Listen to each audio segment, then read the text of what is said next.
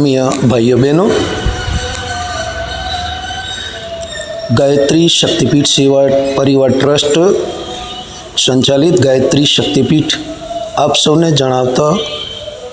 આનંદની લાગણી અનુભવે છે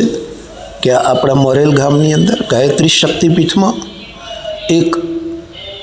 શુભ કાર્યનો શુભારંભ થઈ રહ્યો છે, જેમાં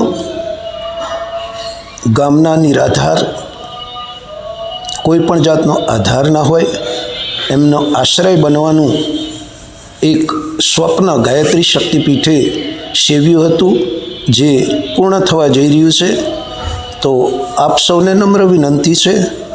કે આપના સંપર્કમાં જો કોઈ નિરાધાર હોય, નિસહાય હોય એવા